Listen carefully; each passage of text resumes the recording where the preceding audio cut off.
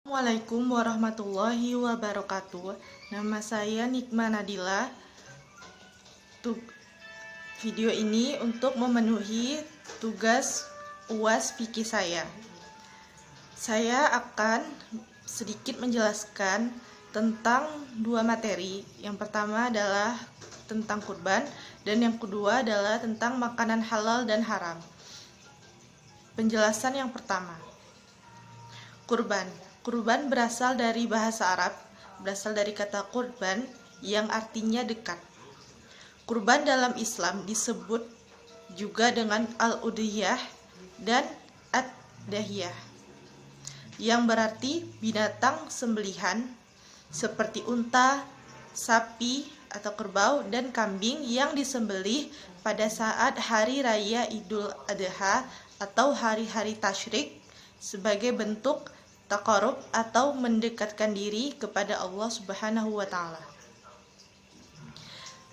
Dalil tentang diisyaratkannya kurban, Allah Subhanahu wa taala telah berfirman dalam Al-Qur'an pada surat Al-Kautsar ayat 1 sampai 3 yang artinya, sesungguhnya kami telah memberikan kepadamu nikmat yang banyak. Maka dirikanlah sholat karena Tuhanmu dan berkurbanlah. Sesungguhnya orang-orang yang membencimu dialah yang terputus. Selanjutnya firman Allah Subhanahu wa taala dalam Al-Qur'an surat Al-Hajj ayat 36 yang artinya, dan telah kami jadikan untuk kamu unta-unta itu sebagai syiar Allah. Kamu banyak memperoleh kebaikan daripadanya. Maka sebutlah nama Allah ketika kamu menyembelihnya. Keutamaan ibadah kurban. Dari Aisyah radhiyallahu anhu, Nabi Shallallahu alaihi wasallam bersabda, tidak ada suatu amalan pun yang dilakukan oleh manusia pada hari raya kurban yang lebih dicintai Allah Subhanahu wa taala dari menyembelih hewan kurban. Sesungguhnya hewan kurban itu kelak pada hari kiamat akan datang beserta tanduk-tanduknya, bulu-bulunya, dan kuku-kukunya. Dan sesungguhnya sebelum darah kurban itu menyentuh tanah, ia atau pahalanya telah diterima di sisi Allah. Maka beruntunglah kalian semua dengan pahala kurban itu. Hadis riwayat Tirmizi. Hukum berkurban. Ibadah kurban hukumnya sunnah muakkadah atau sunnah yang sangat dianjurkan bagi orang yang mampu melakukannya, lalu ia meninggalkan hal itu, maka ia dihukumi makruh. Hal ini berdasarkan hadis yang diriwayatkan oleh Bukhari dan Muslim bahwa Nabi Shallallahu alaihi wasallam pernah berkurban dengan dua kambing kibashi yang sama-sama berwarna putih kehitam-hitaman dan bertanduk. Beliau sendiri yang menyembelih kurban tersebut dan membacakan nama Allah serta bertakbir sewaktu memotongnya. Dari Ummu Salamah radhiyallahu anha, Nabi Shallallahu alaihi wasallam bersabda, dan jika kalian telah melihat hilal atau tanggal masuknya bulan Zulhijjah dan salah seorang di antara kamu ingin berkurban, maka hendaklah ia membiarkan rambut dan kukunya. Hadis riwayat Muslim. Arti dari hadis Nabi Shallallahu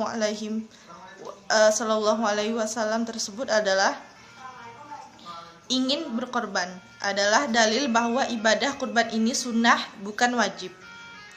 Diriwayatkan dari Abu Bakar dan Umar radhiyallahu anhu bahwa mereka berdua belum pernah melakukan kurban untuk keluarga mereka berdua, lantaran keduanya takut jika perihal kurban itu dianggap wajib.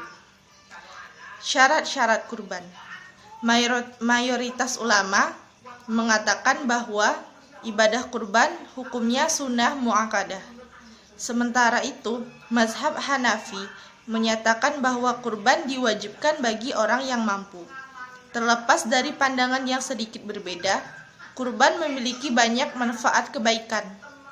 Di antaranya adalah untuk mendekatkan diri kepada Allah. dan menjaga hubungan antar sesama manusia. Namun, umat Islam harus memperhatikan syarat sah berkurban. Sebab jika salah satu syarat tidak terpenuhi, kurban bisa dianggap tidak sah. Apa saja syarat-syarat sah kurban? Berikut sedikit penjelasan. Yang pertama, syarat muslim yang berkurban. Seorang yang berniat untuk berkurban harus memenuhi beberapa persyaratan berikut ini. Yang pertama adalah muslim. Kurban merupakan salah satu cara untuk mendekatkan diri kepada Allah Subhanahu wa taala. Oleh sebab itu, non-muslim tidak memiliki kewajiban untuk berkurban. Kedua, mampu. Perintah berkurban lebih dianjurkan kepada umat Islam yang mampu secara finansial untuk membeli hewan kurban. Seseorang dianggap mampu berkurban jika telah menyelesaikan kewajiban nafkah terhadap keluarganya. 3. Balik dan berakal. Ibadah kurban ditujukan untuk orang dewasa yang berakal sehat, maka orang yang belum balik dan tidak berakal tidak dibebani kurban. Syarat hewan yang akan dikurbankan. Tidak semua jenis hewan dapat dikurbankan. Hewan-hewan tersebut harus memenuhi persyaratan berikut ini. Yang pertama adalah hewan ternak seperti sapi, unta, kambing atau domba. Yang kedua adalah cukup umur. Kambing harus berumur 1 tahun atau lebih. Sapi dan kerbau minimal berusia 2 tahun dan unta minimal 5 tahun. 3. Kondisi fisik yang prima. Hewan tersebut atau hewan yang memenuhi persyaratan untuk berkurban tersebut haruslah sehat, gemuk, tidak cacat, tidak pincang, dan tidak buta. Syarat pelaksanaan kurban. Penyembelihan hewan kurban baru boleh dilakukan setelah sholat Idul Adha pada Zulhijjah dan 11, 12, 4. Syarat pelaksanaan kurban. Penyembelihan hewan kurban baru boleh dilakukan setelah sholat Idul Adha pada 10 Zulhijjah dan 11, 12, 13 Zulhijjah atau hari tasyrik. Dan kurban yang dilakukan pada hari pertama sebelum matahari terbenam, hukumnya sunnah. Orang yang berkurban dapat diperbolehkan untuk menyembelih hewan kurbannya sendiri. Jika tidak mampu, ia dapat diwakilkan oleh seorang muslim yang paham terhadap adab serta tata cara penyembelihannya. Secara umum, tata cara penyembelihan hewan kurban yang memenuhi ketentuan adab adalah membaca bismillah, membaca sholawat Nabi, menghadap ke arah kiblat, membaca takbir 3 kali, tidak memperlihatkan alat potong pada hewan yang akan disembelih, menggunakan pisau tajam agar tidak menyakiti hewan, serta tidak boleh mematahkan leher hewan sebelum benar-benar mati. Syarat pembagian daging kurban.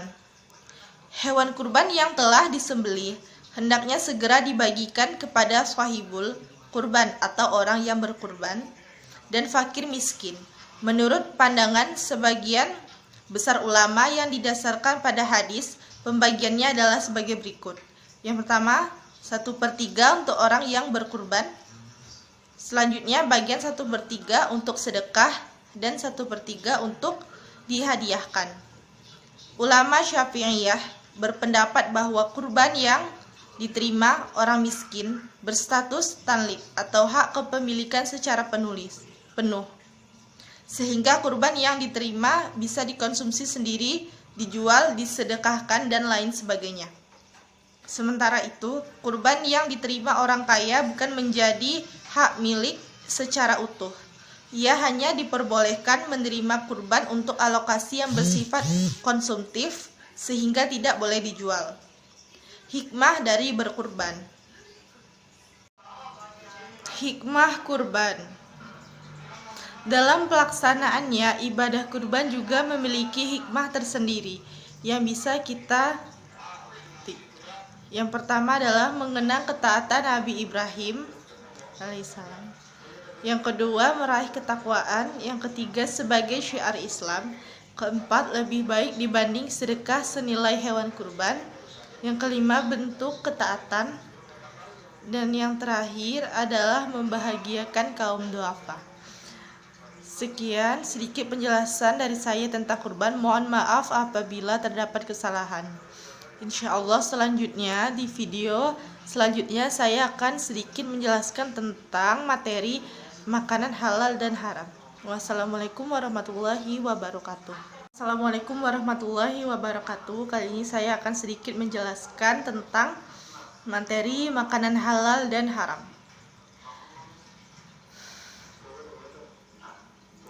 Makanan yang halal adalah makanan yang diizinkan oleh Allah Subhanahu wa Ta'ala untuk dimakan.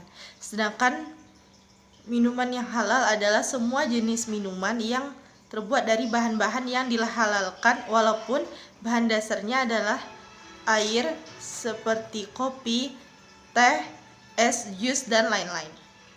Haram yang artinya dilarang. Jadi makanan yang haram adalah makanan yang dilarang oleh syara untuk dimakan. Setiap makanan yang dilarang oleh syara pasti ada bahayanya, dan meninggalkan yang dilarang syara pasti ada faedahnya dan insya Allah mendapat pahala. Allah Subhanahu wa Ta'ala telah memerintahkan manusia supaya mengonsumsi makanan dan minuman yang halal. Sebaliknya, manusia diharuskan menjauhi makanan dan minuman yang haram. Makanan yang haram adalah makanan yang dilarang dikonsumsi menurut syariat Islam. Sedangkan minuman yang haram adalah minuman yang tidak boleh diminum oleh orang Islam karena adanya dalil yang jelas. Jenis-jenis makanan halal dan haram. Makanan yang dihalalkan dalam Islam sangat banyak sekali.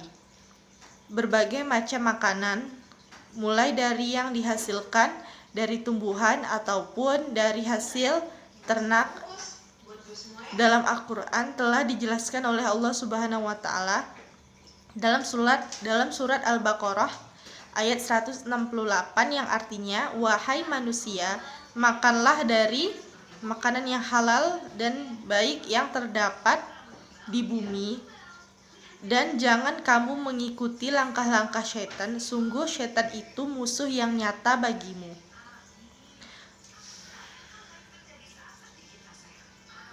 Makanan halal juga dari segi jenis ada 3. Yang pertama berupa hewan yang ada di darat maupun di laut seperti kelinci, ayam, kambing, sapi, burung, ikan. Yang kedua berupa nabati atau tumbuhan seperti padi, buah-buahan, sayur-sayuran, dan lain-lain. Yang ketiga berupa hasil bumi yang lain seperti garam. Makanan yang haram dalam Islam ada 2 jenis. Yang pertama ada yang diharamkan karena zatnya, maksudnya asal dari makanan tersebut memang sudah haram, seperti bangkai, darah, babi, anjing, hamar, dan sebagainya. Yang kedua, ada yang diharamkan karena suatu sebab yang tidak berhubungan dengan zatnya, maksudnya asal makanannya adalah halal, akan tetapi dia menjadi haram karena adanya sebab yang tidak berkaitan dengan makanan tersebut. Misalnya makanan dari hasil mencuri, upah, perzinaan, atau makanan yang disuguhkan dalam acara-acara yang bid'ah dan lain sebagainya. Diharamkan mengkonsumsi semua makanan dan minuman yang bisa memudaratkan diri, baik dengan segera maupun dengan cara perlahan. Misalnya racun dan semua jenis dan macamnya dan sejenisnya. Manfaat mengkonsumsi makanan halal. Makanan dan minuman yang halalan thayyibah atau halal dan baik serta bergizi tentu sangat berguna bagi kita. baik untuk kebutuhan jasmani dan rohani. Apabila makanan dan minuman yang didapatkan dari hasil yang halal tentu sangat berguna untuk diri kita dan keluarga kita. Hasil dari makanan, minuman yang halal sangat membawa berkah. Berkah bukan berarti jumlahnya banyak, meskipun sedikit, namun uang itu cukup untuk memenuhi kebutuhan sehari-hari dan juga bergizi tinggi. Bermanfaat bagi pertumbuhan tubuh dan perkembangan otak. Lain halnya dengan hasil dan jenis barang yang memang haram. Meskipun banyak sekali tapi tidak barokah, maka Allah Subhanahu wa taala menyulitkan baginya rahmat sehingga uangnya terbuang banyak hingga habis dalam waktu singkat. Mudarat makanan dan minuman yang haram. Mudarat makanan dan minuman haram. Yang pertama, makanan dan minuman haram selain dilarang oleh Allah Subhanahu wa taala juga mengandung lebih banyak mudarat atau kejelekan daripada kebaikannya. Hasil haram meskipun banyak namun tidak barokah atau cepat habis dibandingkan yang halal dan barokah. Yang kedua, dan juga makan haram merugikan orang lain yang tidak mengetahui hasil dari perbuatan haram itu. Sehingga ada beberapa, dan juga makan haram merugikan orang lain yang tidak mengetahui hasil dari perbuatan haram itu. Ada beberapa mudarat lainnya, yaitu doa yang dilakukan oleh pengkonsumsi makanan dan minuman haram tidak mustajabah atau makbul. Yang kedua, uangnya banyak namun tidak barokah diakibatkan karena setan mengarahkannya kepada kemaksiatan dengan uang itu. Yang ketiga, rezeki yang haram tidak barokah dan hidupnya tidak tenang. Yang keempat, nama baik, kepercayaan dan martabatnya jatuh bila ketahuan. Yang kelima, berdosa karena telah melanggar aturan Allah. Dan terakhir, merusak secara jasmani dan rohani. Menerapkan ketentuan makan dan minuman halal dan haram. Kita sebagai muslim seharusnya makan dan minum yang halal, karena bila kita mengacuhkan aturan Allah, bukan tidak mungkin Allah memutuskan pintu rahmat, barokah, dan doanya tidak mustajabah atau makbul. Sekian, mohon maaf apabila terdapat kesalahan. Wassalamualaikum warahmatullahi wabarakatuh.